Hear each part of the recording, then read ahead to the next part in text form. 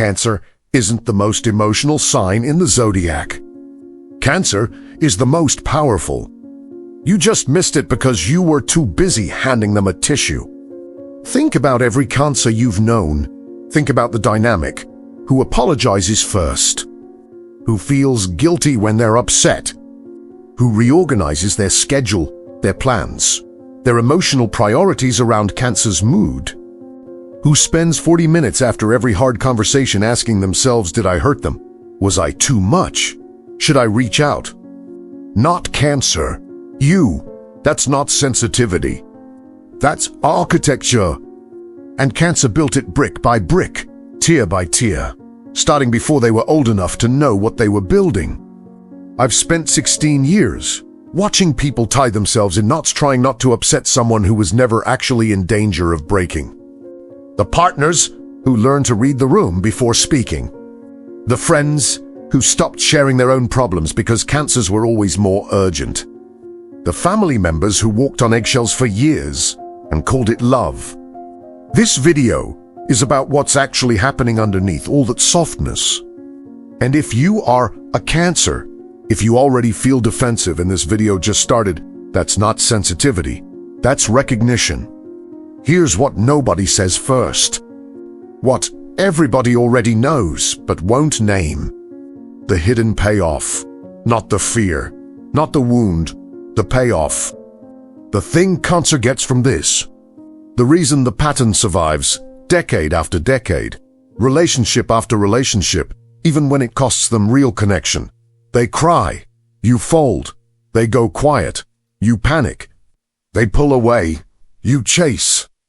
And in that moment, that exact moment when you abandon your own needs to attend to theirs, Cancer feels something that nothing else gives them. Something they can't manufacture through logic or achievement or willpower. They feel safe, not happy, not loved. Exactly. Safe.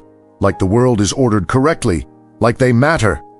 Like they cannot be abandoned right now because you are too busy managing their feelings to go anywhere. Control through collapse. Power through pain. The most effective manipulation is the one that doesn't look like manipulation because the person doing it also believes their own performance. And that's the part that makes Cancer genuinely dangerous. They're not faking. The feeling is real. The pain is real. The tears are real. And somewhere inside all of that reality is a pattern so deeply wired that they can't see where the genuine wound ends and the strategic deployment of that wound begins. They don't decide to make you feel guilty. They just feel hurt, and you feel guilty. And the effect is identical to if they'd planned it. Stop. Just stop for a second. Because that's the layer nobody reaches. Not their therapists. Not their partners. Not their closest friends. Because the moment you get close to naming it, the moment you approach this specific truth, Cancer starts crying. And you stop talking about the pattern and start managing the feeling. And the pattern survives another day. Here's what actually powers this. The engine underneath. They're terrified of being left. Not metaphorically. Not as a background anxiety they've learned to manage. As a live, present, animal terror that they carry into every room, every relationship, every conversation where anything real is at stake. Because Cancer learned something early, not as a lesson, not as a thought, but as a physical truth absorbed before language, that love is conditional. That presence can be withdrawn. That the people who are supposed to stay, leave. Maybe it was a parent who was emotionally absent. Maybe it was a family where love depended on keeping the peace. Maybe nothing dramatic happened at all, just the ordinary experience of being a sensitive child in a world that didn't slow down for sensitivity. But the conclusion was the same. If I'm not careful, if I take up too much space, want too much, need too much, they'll go. So they became careful. Incredibly careful.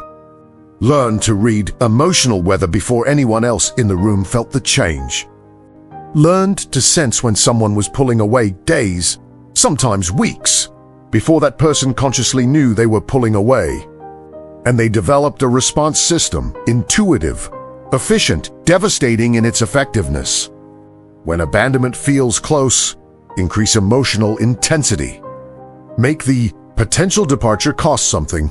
Make leaving feel like an act of cruelty. Make staying feel like compassion, not consciously. They're not sitting somewhere calculating this. They just learned that their pain, expressed, visible, undeniable, kept people close. And they've been expressing it ever since, genuinely, fully, without realizing that genuine feeling and strategic function can exist in the same tear. Mars is their traditional enemy, the direct, confrontational energy that Cancer fundamentally cannot access. They don't fight. They don't confront. They feel. And they feel loudly enough that the fight never has to happen because you've already surrendered. They say they hate conflict. They avoid the conflict. What they mean is, I've found something more effective than conflict. They really have. And here's the mask. What everyone sees.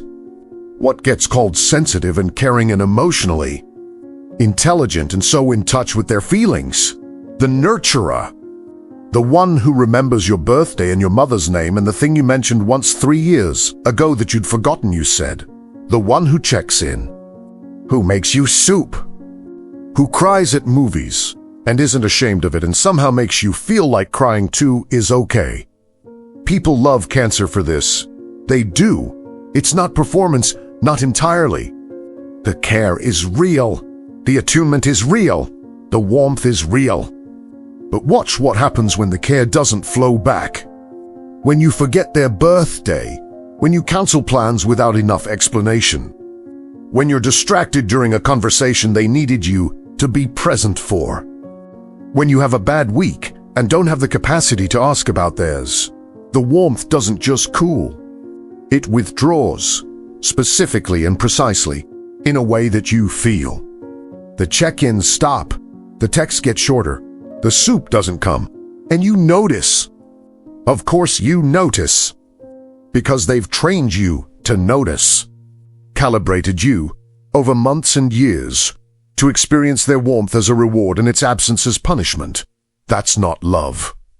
That's conditioning. The crab shell isn't just about protection. It's about leverage.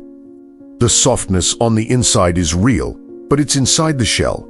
And the shell only opens when Cancer decides it's safe. And safe means you've proven you're not going anywhere.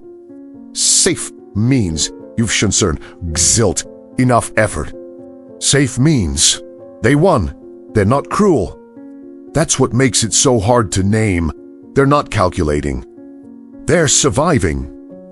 They learned a survival strategy in childhood and it worked. It kept people close, kept abandonment at bay, kept the terror manageable. They just never stopped. Never questioned whether the strategy still served them. Never asked whether the relationships built on it were real or just remarkably stable hostage situations where everyone involved had forgotten there were other options. They just kept feeling. Kept making you feel responsible for their feelings. Kept confusing emotional intensity for emotional intimacy. And you kept showing up with the tissue. Her name was Priya, 31, the kind of person everyone described as so warm, so thoughtful, the friend who remembered details, who sent voice messages instead of texts because it feels more personal, who cried at your good news almost as much as your bad news. Her boyfriend, Tom, had been with her for 3 years. He loved her. He actually loved her. That matters. This isn't a story about someone who didn't care. But 6 months in, something had quietly shifted in how he operated around her. He'd stopped mentioning work stress, because last time he did, she'd gotten quiet in a way that meant she felt like he was pulling away, which led to a 2-hour conversation about the relationship that he hadn't had the energy for. He'd stopped seeing his friend Marcus on weeknights, not because Priya asked him not to.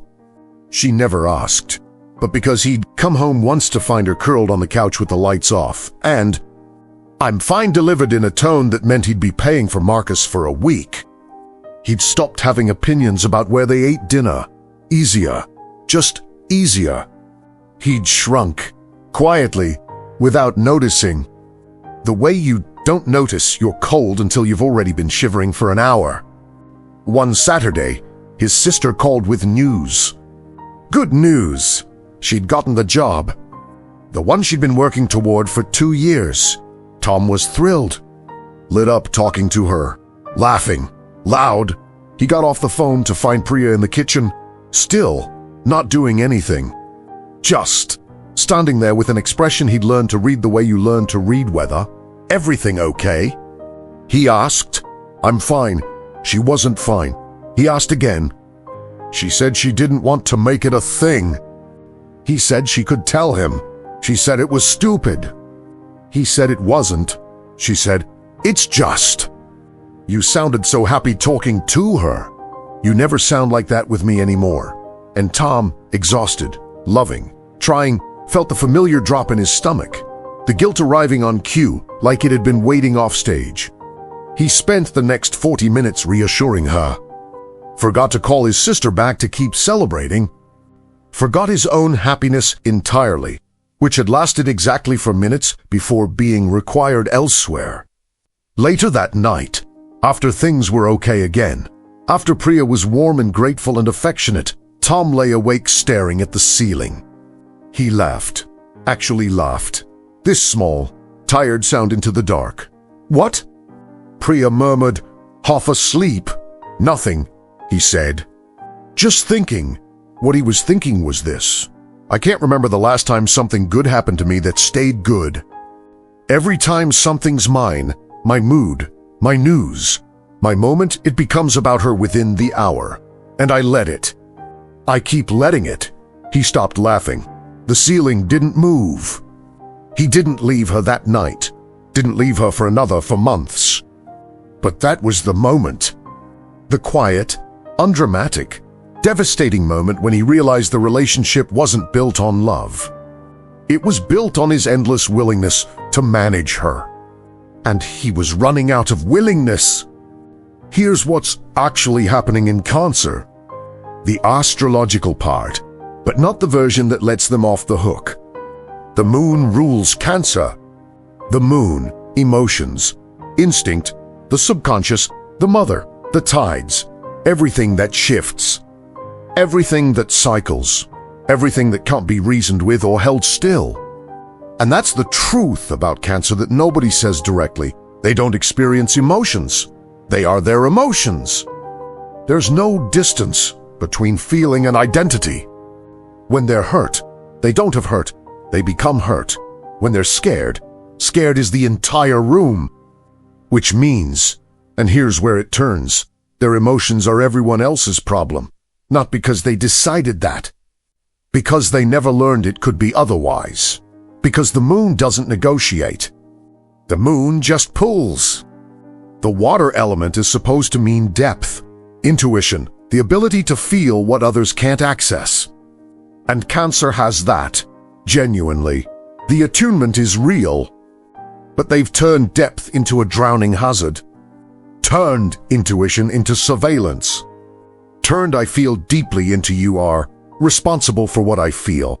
And here's the sentence nobody wants to hear. Positioned right here, in the middle of everything, where it's hardest to look away from, you're not more sensitive than other people. You're less responsible for your sensitivity than other people, and you know the difference. That's the one. That's the thing Cancer knows at 3 in the morning and won't say out loud. That the sensitivity is real and the deployment of it is strategic. That both things are true at the same time. That the tears aren't fake and also aren't neutral. That's not a flaw. It's a choice they keep making. And choices can change. So what does change actually look like for Cancer? Not the version that sounds good in a therapy session. The real version. It starts with the pause. Not stopping the feeling doesn't stop. That's not how Cancer works, but building 1 second of space between the feeling and the expression of it. 1 second where they ask, am I sharing this because I need support or because I need control right now? The answers will be uncomfortable. That's how you know they're true. Then, and this is the hard one, they have to let people be happy without making it about themselves. Someone else's good news. Someone else's good mood. Someone else's moment that doesn't involve cancer. Let it exist. Don't reach for it. Don't make it a referendum on the relationship. Just let someone else have something without it costing them. The third thing is finding the real fear underneath the behavior. Not the surface feeling that's always there, always loud, always available, the thing under it. Usually, I'm too much and not enough at the same time. Usually, if you really knew me, you'd go. Usually, I have to keep you anxious about losing me because I don't believe you'd stay if you weren't. That fear needs a therapist, not a partner, not a friend. Someone trained to hold it without flinching or folding. And the last thing, the one that changes everything, is learning to be loved without managing the love. To let someone choose them on a regular Tuesday when nobody's crying and nothing's at stake. To sit with the terrifying ordinariness of being wanted and not needing to engineer it. To find out, finally, that they can be chosen not because they made leaving too costly, but because they're actually worth staying for. They are. That's the tragedy. They actually are. If you love a cancer, hear this. Their emotional pull isn't manipulation in the way that word usually sounds. They're not sitting somewhere designing this. They're terrified. They have been since before they had language for fear. And the pattern that kept them safe then is the pattern destroying their relationships now. Don't fold every time. That's not compassion. That's confirming the belief that their emotions are emergencies that override everything else. When they go quiet, when the withdrawal starts, when the I'm fine lands wrong, don't chase. Stay present without performing guilt. I'm here when you want to talk and then actually go back to your life for a minute. Let them find out the world doesn't end when you don't immediately come running. Tell them this: your feelings are real. They're not my responsibility.